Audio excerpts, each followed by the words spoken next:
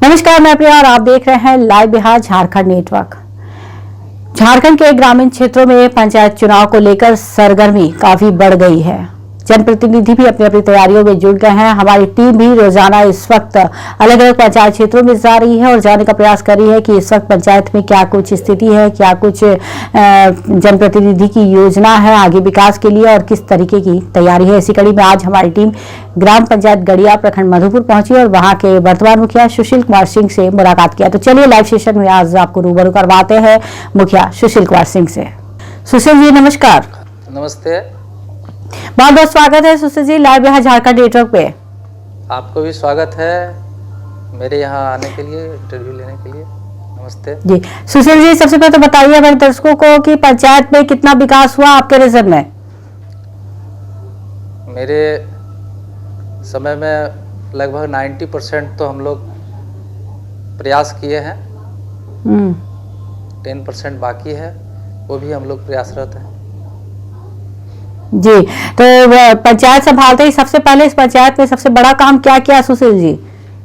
पंचायत संभालते ही सबसे पहला काम हमने पंचायत के लोगों को संतुष्ट करने का, जो उन्होंने हम पर भरोसा किया, इसके लिए सबों का बात, कोई भी कार्य बोला उसके पीछे हमने दौड़ा, पहले कार्य का प्राथमिकता दिया। जी, कौन कौन सी योजनाएं पूर्ण रूप से उतरी हैं आपके यहाँ धरातल पर?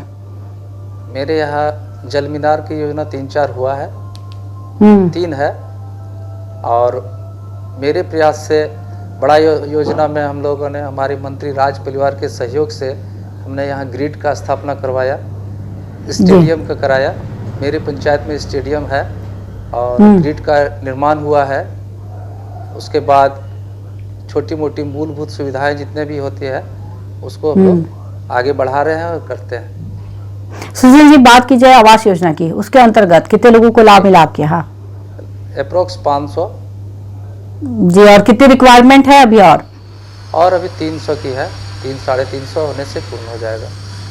जी, और वृद्धा पेंशन योजना का लाभ लोगों को सही तरीके से मिल रहा है? जी, मिल रहा है। उसमें कितने लोगों का नाम जुड़ा? उसमें भी 500 से ऊपर मेरा जुड़ गया है। हाल ही के दिनों में अभी लगभग 100 स्वीकृत हुआ है, जिसका पेंशन अकाउंट में जा रहा है। जी, अच्छा सुशील जी, ग्रीन कार्ड योजना की क्या स्थिति है, उसके अंतर्गत कितना काम हुआ? जी, ग्रीन कार्ड भी हाल में जो बकाया था, पीएच कार्ड पहले बन चुका था, जो बकाया रहा था वो लगभग 200 कार्ड ग्रीन बना है मेरे यहाँ। जी, अच्छा सुशील जी, आपके यहाँ स्वास्थ्य केंद्र है या नहीं? जी, उप स्वास्थ्य केंद्र है प्रखंड के अंदर में, लेकिन वो बंद पड़ा रहता है, यहाँ चलता नहीं है।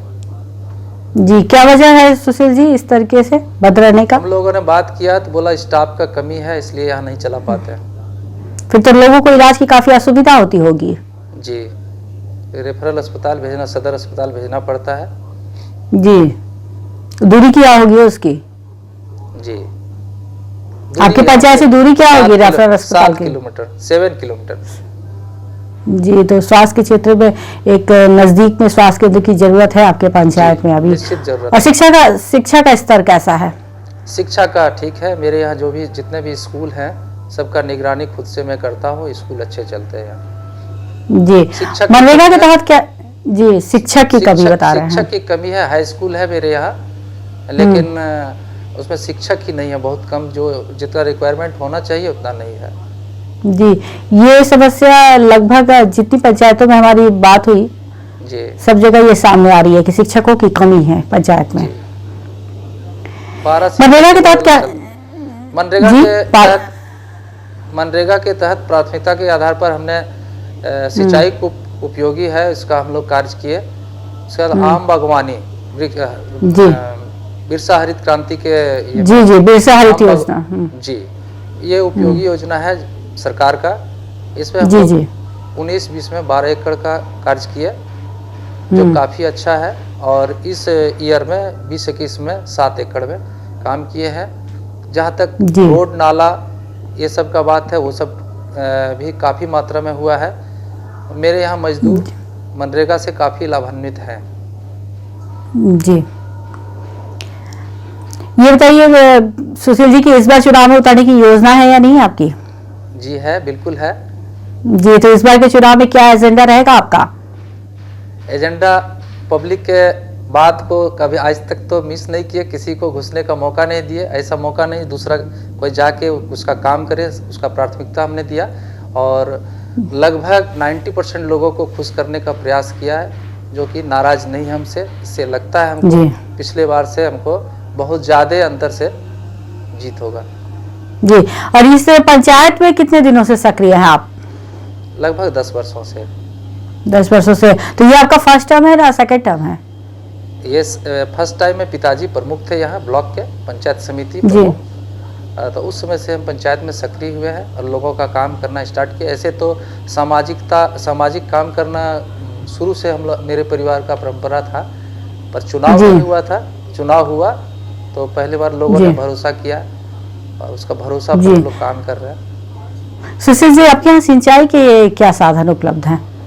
सिंचाई कूप है बस जी। और जो सरकार की जो एक योजना है नीलांबर पीतांबर, उस पर कोई कार्य हुआ या नहीं आपके यहाँ? नहीं, कुछ भी नहीं हुआ है। जी, इस वक्त क्षेत्र में कोई प्रमुख समस्या जो आप बताना चाहेंगे? प्रमुख समस्या ये है कि मेरे पंचायत में प्रधानमंत्री आवास 251 कोई टेक्निकल फॉल्ट के चलते फंसा हुआ है। जियो टैग लोग बोलते हैं, जियो टैग अभी तक आया नहीं है। 2-3 गांव छूट गया है मेरा, जो कि प्रधानमंत्री आवास प्लस में नाम जुटा था, वो आया नहीं है। जी, सुशील जी, जैसा आप बता रहे हैं कि लोगों का रुझान काफी हद तक आपकी तरफ है और लोग आपके कार्यों से संतुष्ट है, तो अगर दोबारा मौका मिलता है तो सबसे पहले क्या कार्य करेंगे इस पंचायत के लिए, क्या सोचा है? जो बचा हुआ है काम उसको करना है। पहले तो सबसे पहले जल नल योजना पूरे पंचायत के अंतर्गत जोड़ना है जी। और जो भी बचा हुआ है आवास को पूर्ण करना है। कुछ लोग छुटा हुआ है आवास में, उसको भी पूर्ण करना है हमको। ये प्राथमिकता है, लोग को संतुष्ट करना। जी, सुशील जी, एक आखिरी सवाल, सरकार से अपने पंचायत के लिए आप कोई मांग करना चाहेंगे हमारे चैनल के माध्यम से? क्या बोले मैम? जी, हमारे चैनल के माध्यम से अपने पंचायत के लिए सरकार से कोई विशेष मांग करना चाहेंगे आप? मांग यही करना है कि आवास प्लस का जो मेरा छूटा हुआ है वो आ जाए। जी, ये प्राथमिकता। बहुत बहुत धन्यवाद सुशील जी, बिहार झारखंड नेटवर्क से बातचीत करने के लिए आपका धन्यवाद। तो ये थे हमारे साथ लाइव बातचीत करने के लिए ग्राम पंचायत गड़िया प्रखंड मधुपुर से मुखिया सुशील कुमार सिंह, जिन्होंने बताया कि बीते 10 वर्षों से इस पंचायत में सक्रिय है। हालांकि उनका कार्यकाल 6 वर्षों का ही हुआ है और इन 6 वर्षों में अपने पंचायत के विकास के लिए सर्वाधिक कार्य किए हैं। 90% उन्होंने कहा कि मैंने अपना कार्य पूरा कर लिया है, सिर्फ 10% ही कार्य मेरा अधूरा रह गया है और क्षेत्र की जनता का अगर मुझे सहयोग मिलता है और दोबारा मुझे जनप्रतिनिधि चुनती है तो अपने बचे हुए अधूरे कार्य को पूरा करने का पूरा प्रयास करेंगे। ऐसे तमाम खबरों से अपडेट रहने के लिए आप देखते रहे लाइव बिहार झारखंड नेटवर्क।